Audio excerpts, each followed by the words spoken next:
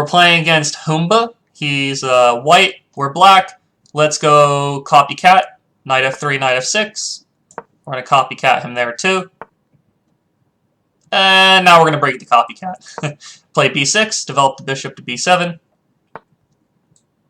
Take there, and then play bishop to b7. So this will be kind of like a Sicilian defense almost. Almost, depending on what he plays here.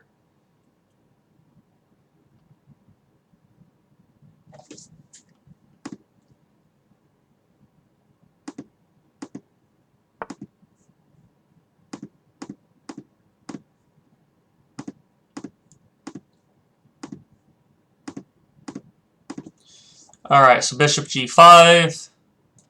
We're going to go with e6, I believe.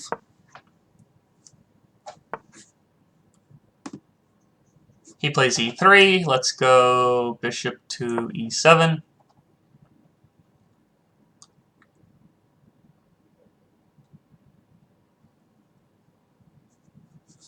See what Humba decides to do here. Hey, Austin A316, thanks a lot for the follow. You were 800. I made a second account pretty much, and I tanked the rating against a computer down to a rating of 800, and then I started a challenge at that point. So this is not my main account by any means. This is my kind of like secondary account, and that's what I used for the purposes of the challenge. I'm playing d5 here. If he takes with the pawn, his knight on c3 will be undefended. I could also play bishop b4 pretty soon, potentially. Hey, D. Graybill. Alright, so we're taking the pawn. He's probably going to take my bishop, I would assume. Okay, that works too. We're just going to get castled. When he moves this knight, I'll play b5, pretty much, is the idea.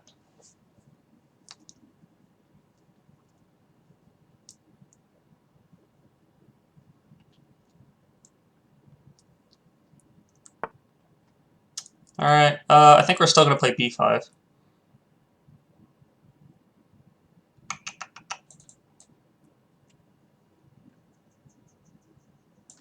If he takes the pawn, we'll play b4, and then just push it. What's my opening repertoire for black? Against e4, I play the Sicilian. Against d4, I play either the Binko Gambit or the Benoni. Against c4, I try to kind of get into Sicilian type stuff. That's kind of the main things I go for. Against knight f3, I try to do Sicilian type stuff as well, for the most part.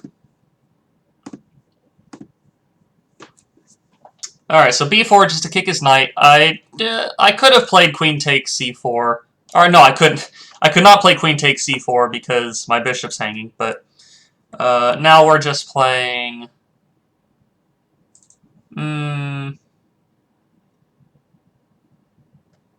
Now we're just playing knight d7. He should try to play c5 probably. Try to advance that c-pawn. Makes some sense. Yeah, modern Benoni is a lot of fun to play, definitely. Let's see. So he wants to play c6, clearly. I don't really want to allow that too easily. So we're going to take... He'll probably play queen takes. I'll play knight e5, I believe.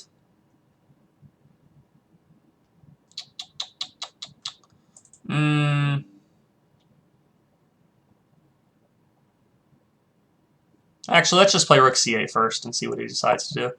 Rook c8. We'll play knight e5 pretty soon. If he plays c6, definitely knight e5. He does have this passed pawn on the c-file, but it's going to be kind of blockaded fairly well. I can also play queen a5 at the right time, and this knight's going to have to be kind of misplaced. That's probably my next move, if I get the chance. Alright, so knight a5. Yeah, just hit the queen.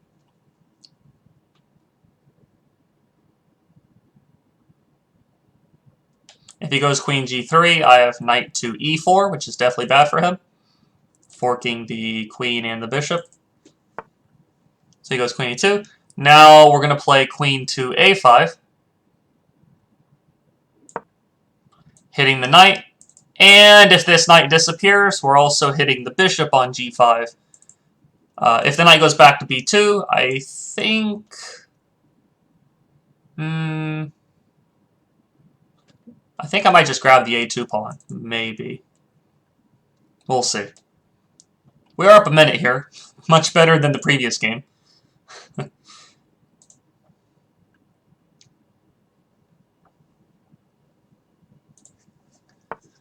Queen c2.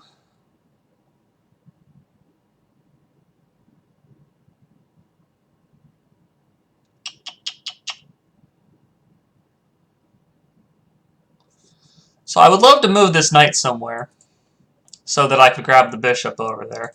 Knight takes c6 doesn't work, though, because if knight takes, queen takes, and he does knight takes e7 check, that's a big, bad series of moves for me.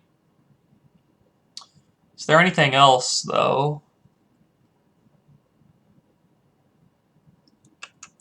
Let's go knight d5. We're going to trade off these bishops, and then we're going to try to counterattack now the c6 pawn. Now we are threatening to take it. He has to push it, and then I'll go back to d5 and continue attacking it. I don't think that works for him. I think we can just grab this. Alright.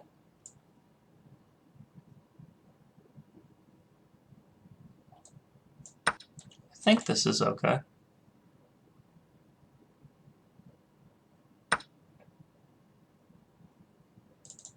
Actually, I probably could just grab the knight on on an a5 for free.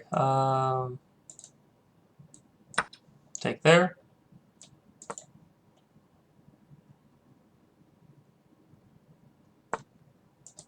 Alright, if I trade queens, that's not good. I think I can do knight d7, though.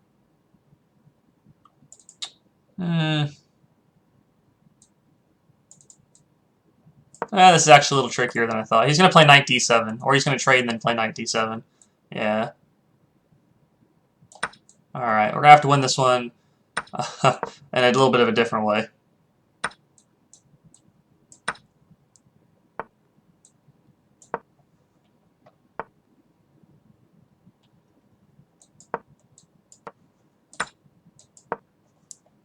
Knight on c3 is pretty nice, though. Watch my time? Yep, gotta watch it on this one.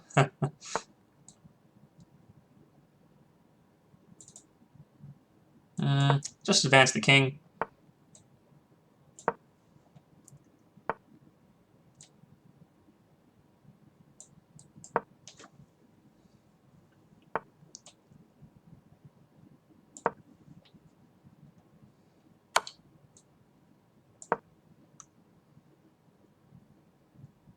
Keep the b pawn defended and then play rook a7 next move, probably.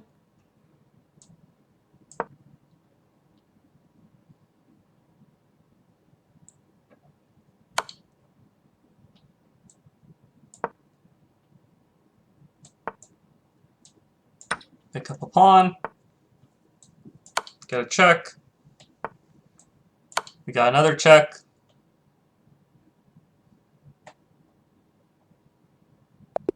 And we win this one. Okay, good. Okay, so let's analyze this one here. Flip the board. All right, so knight f3, knight f6. We do a little bit of copycat here. I played b6 here. Developed the bishop to b7. This could easily become like a Sicilian type position if he had played f3, e6, e4. This is now pretty much just like the Sicilian. The way he plays is pretty similar, though. Bishop g5, e6, e3, bishop e7. He cracked. Yeah, he did kind of crack there at the end, unfortunately. He played bishop e2. I can't really take this pawn because he plays bishop f3, counterattacking my rook. If I take his, he takes mine. I guess this could be possible, but, I mean, if I play knight c6, this is... He's still picking up the rook anyways. If I play d5, he just plays take, take, take, and then there's all kinds of bad threats. So taking the g2 pawn would have been very, very risky there, so I just play a6. Bishop f3, queen c7. b3, d5, trying to take advantage of the pin. Oops. Against the c4 pawn. Castles, I take. He plays rook c1. I can't really take again because now knight b5 is a double attack on the queen. I move, and then he gets something like this, and this is very bad for me. So I can't do that. Instead, I just decide to castle. He played queen e2, b5, takes b4, knight a4, knight d7, c5, take, take, rook c8, c6, knight e5, queen e2, queen a5, queen c2, knight d5, take, take, queen c5. Probably the easiest way here, definitely the easiest way, just take this knight, and then either way he takes, I pick up the c6 pawn. If he takes here, I pick this up. And this could be kind of drawish, I suppose. Or he takes this one, and it's pretty much the same exact thing. Actually, at this point, I'm up a pawn, so that could have been a little bit drawish, though. Better than losing the exchange, though, of course. Knight b6 is a good move here. Oops, back up. If I trade queens, the problem is I have to keep guarding this knight. He plays rook here, and now I can't really guard the knight anymore. I'm just losing a full piece instead of the exchange. So I lose the exchange instead. Once my knight gets to c3, though, this is really not too bad. I just work on improving the king position, just walking him right on down the board. Attack the a2 pawn. I couldn't grab it because of the pin. Attack the a2 pawn, he checks. I could have played king here to attack the rook, but I thought he might try to go into this. And this is back to being pretty drawish. Even pawns and stuff like that. I played king d3 just to make him kind of think here a little bit more. He played a3, it gives me just a completely free pawn. And like somebody said, he does just kind of crack at this point. The king moves, we take here, b3, and we just win pretty easily there. Around about move 20, how about knight f3, so you could grab his bishop and break his pawn structure and gain tempo. Let's see what you're talking about here. You're referring knight f3 at this point, and then trying to grab his bishop on g5 here, I think you're talking about, Ante. He can just take with his knight is the problem, and he's guarding his bishop. This would work out if I could make him take with the g-pawn, and then I take here. But, of course, he can just take with his knight and keep the bishop defended on g5. Oh, no need to apologize. No problem. Okay, so we kind of swindle him a little bit. He definitely cracks at the end, but we do swindle him maybe a little bit there. All right, let's move on to another one. Let's see.